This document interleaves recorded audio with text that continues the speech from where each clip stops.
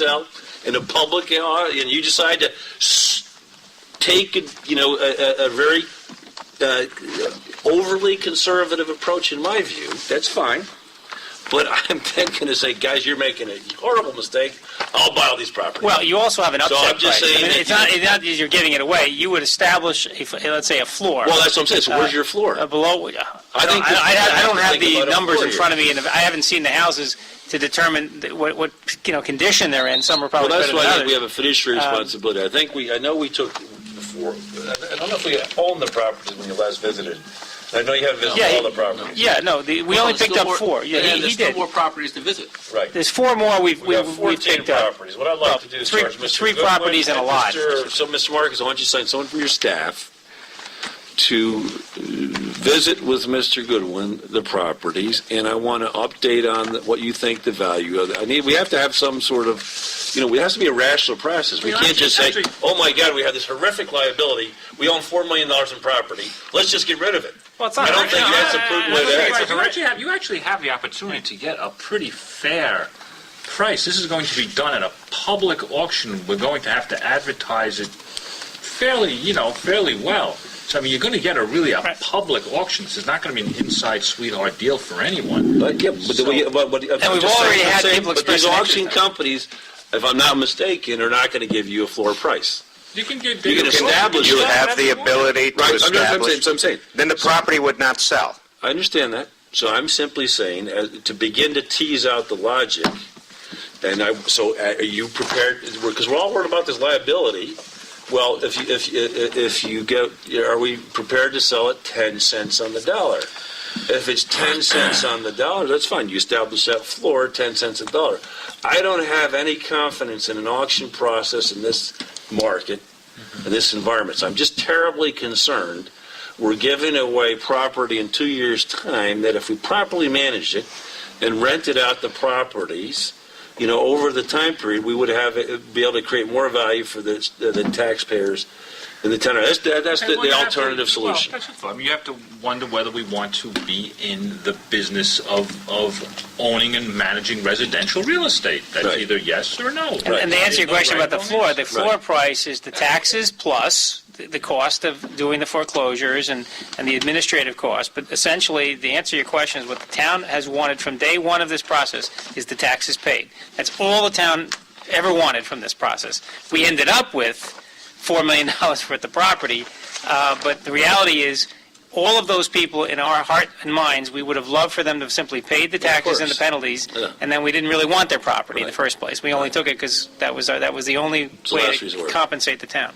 After, 3-4 years in the process? Sometimes more than that. Some go back 8 years of non-payment. Mr. Supervisor, I think that our decision just obviously needs, we say at the beginning of every meeting, it needs to be, our decisions need to be fair-minded for all the residents. So I think that we have to come up with a reasonable expectation of what the value of each property is. Obviously, the property that John and I looked at on Locust, their value is very low, considering the condition that it's in, and obviously the value of another property that we have visited is obviously far greater. And then when it comes down to who's going to bid on these properties, we set the standard. We set that floor. We open the bidding at.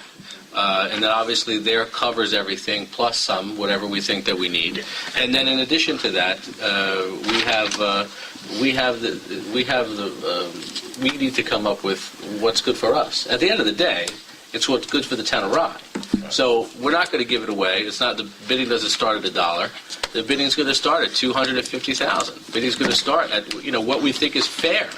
So, and what I've seen quite often, and I'm sure Paul and many people will see, is that when you go to auction, the person who have lost the house may walk in and say, I've bid $172,000, and they want that house back again.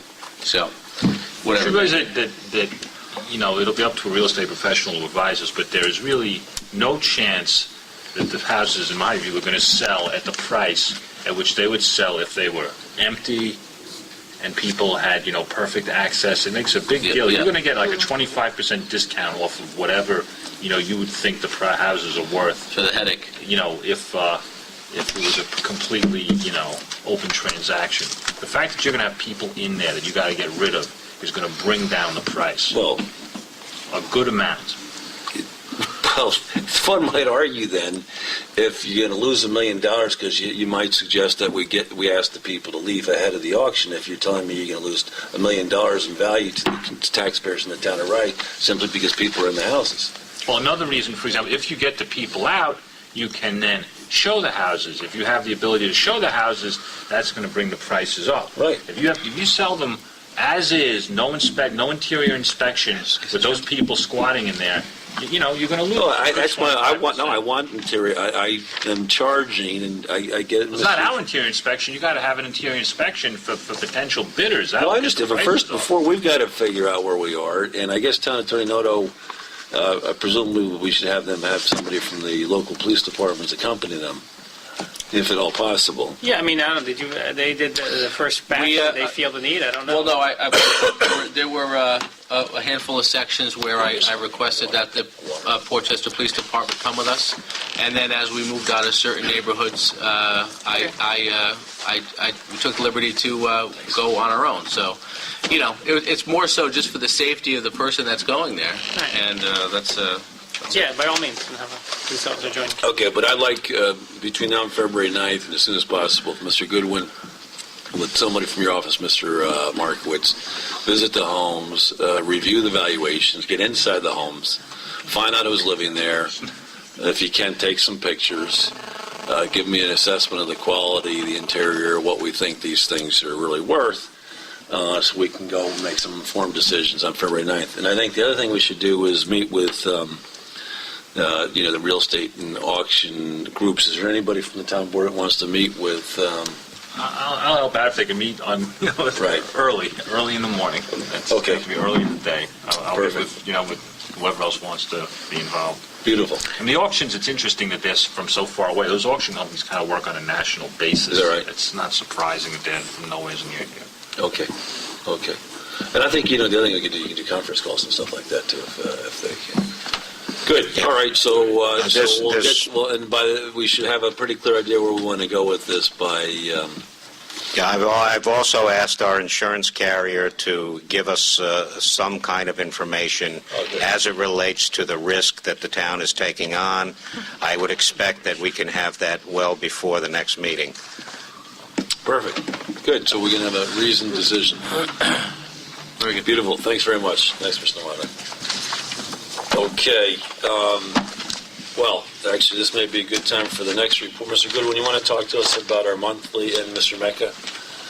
Maybe the two of you want to come up and talk about where we are with our ongoing efforts at collection. We also have Mr. Nardi sitting back there waiting for a report. Oh, yeah. To which collection memo are you referring to? The delinquent tax numbers, Joe? Yep. Okay. As you can see, there was an increase from November to December. Actually, Mr. Burns, you want to get up there too, please? I think sorry. There was an increase from November to December in the overall number. That's as a result of the Village of Portchester's tax was due on December 31st, and there was a number of properties that were new delinquents or were on previous lists that were delinquent on that tax as well. But there was significant payments, especially in REM. But the total payments were $641,515.67. So there was significant decrease, but because of the village delinquents, which is expected to go down as the notices are mailed out, which were mailed out January 15th. To property taxpayers who maybe just overlooked it during the holiday season.